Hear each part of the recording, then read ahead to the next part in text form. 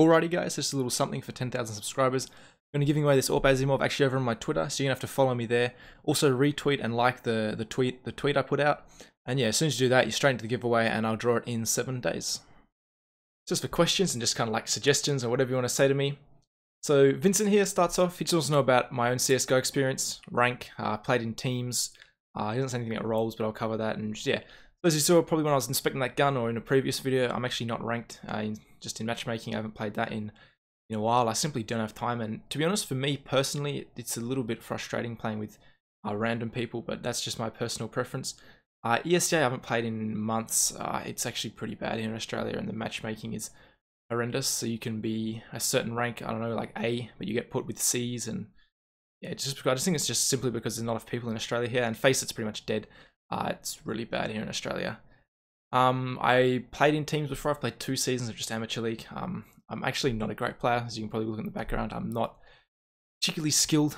I miss a lot of shots, but yeah, I was in-game leader for every team I played in. I played 1 season of just amateur league here, and then I think I had like 3 seasons break and played another one. And yeah, I simply just don't have time at the moment to play in the league. And to be honest, I don't think I'd have time, even if like, other stuff, personal commitments freed up. I prefer to put time making videos now, so I don't think that's really something I'd consider. And as I said, I'm not a really good enough player anyway.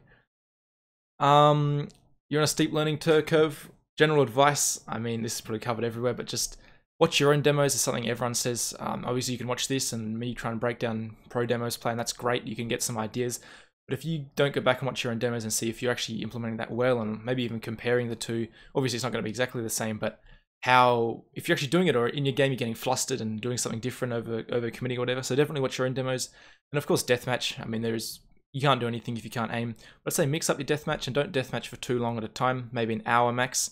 And mix it up. I think it's better to go maybe normal bit of deathmatch, then maybe headshot pistol, and then maybe some aim map like aim redline or something. Try and keep it fresh so you don't just get bored and yeah, just kind of get in a robot I'm playing deathmatch stage. Try and keep your brain fresh and try and play angles or play in the same way you would play in an actual game. Yeah. So moving on to stuff I can do for the channel. Attacking and defending certain map places. I mean, I kind of do that. I think defending, I obviously have the CT side series, but that's only just one player. I mean, I could definitely do some more team stuff. That's something I haven't explored greatly. And so it's definitely something that could be coming and probably will when I run out of other stuff to do. Involving the viewers, demo reviews, isn't that War Hours kind of thing? I mean, obviously he has a million subscribers, so it's hard to get your clip in.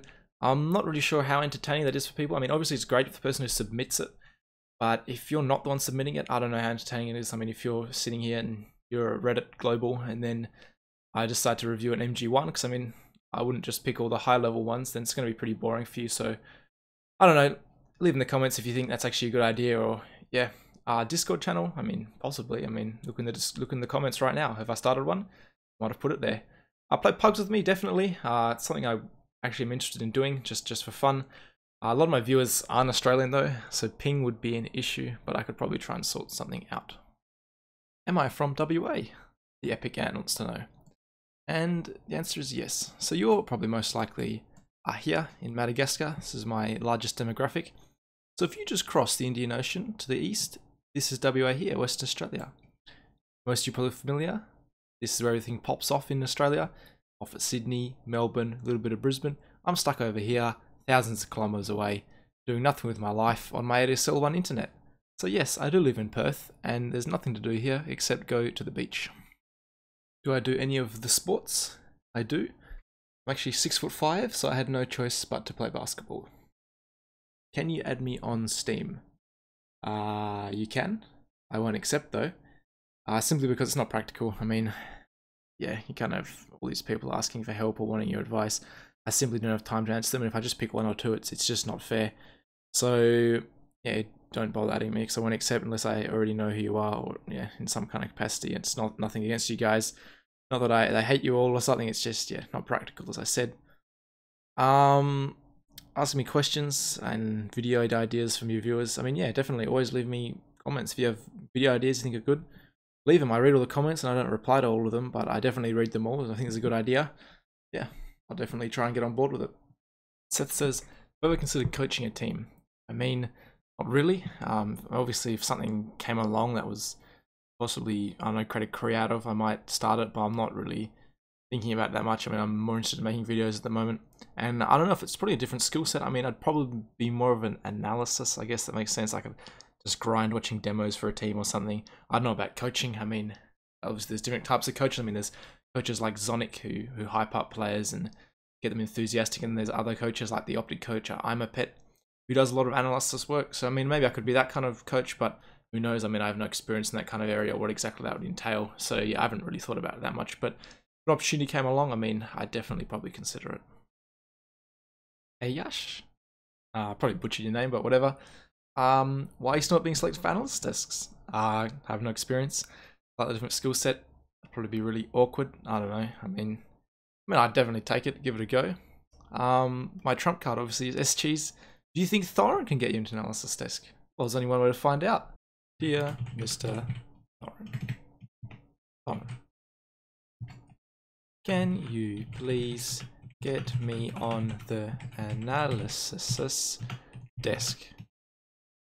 One of my viewers has requested it, so it is of the utmost importance. Yours faithfully, Elmapuddy. Beck asks, how you doing? I'm pretty good. I mean, Christmas holidays just started for me, so I got nothing to complain about. Will I do any Dust 2 retakes is his second question, and the answer is not at the moment because it's not part of the active map pool. I'm only interested in that at the moment, so once it gets added, which will probably be 3 days before the major starts, you'll probably start getting videos then. Mr. Box here wants to know, Cloud9, do they deserve number 5 ranking? I think they deserve it around there. My personal rankings would obviously be SK and FaZe at 1 and 2. I think Astralis number 3. And then I'd actually put G2 at number 4, just because I think they have this X factor to win tournaments, which to me is one of the most is a pretty important thing. I want teams to be able to win. I think G2 have this X factor. They can hit these incredible peaks sometimes. They don't hit it very often, but they can, and I think they can win tournaments against anyone on the right day. I think NIP aren't going to repeat what they did at IEM Oakland for a while, and I don't really think I wouldn't really put them in contention to win big tournaments, and I wouldn't really put Cloud9 there either. However, I think Cloud9 have this consistent factor where they're going to reach these quarterfinals. And they're going to have a showing against these teams, not going to just get wiped over, I think.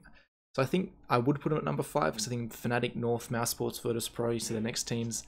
I wouldn't put them in the same category as Cloud9. So I think number 5 is where they belong, simply just because, yeah, where teams are better of them. Maybe put them 6 underneath NIP. That's kind of your call, but yeah, I think it's definitely a feasible spot and fair enough. The things I use to get the job done, I record with OBS and edit with Movie Studio, which is by the same people as Vegas, which most people use. I just don't really need anything too complex because obviously the editing in my videos are pretty simple.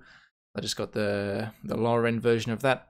As far as specs for my PC, see here, unfortunately my PC is worth almost as much as my car.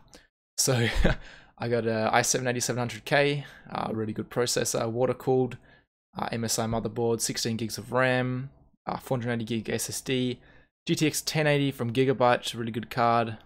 NZXT case, good airflow in that, 700 watt power supply.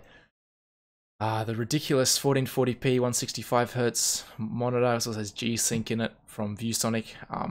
Yeah, I'm really happy with that monitor. That's where a lot of the money in my PC went. Razer keyboard, getting a bit old. I've never really been a huge fan of that keyboard. I should probably replace it. Zhao UC1A, I think it's a bigger version of what most people use, just because I got big ugly gorilla hands.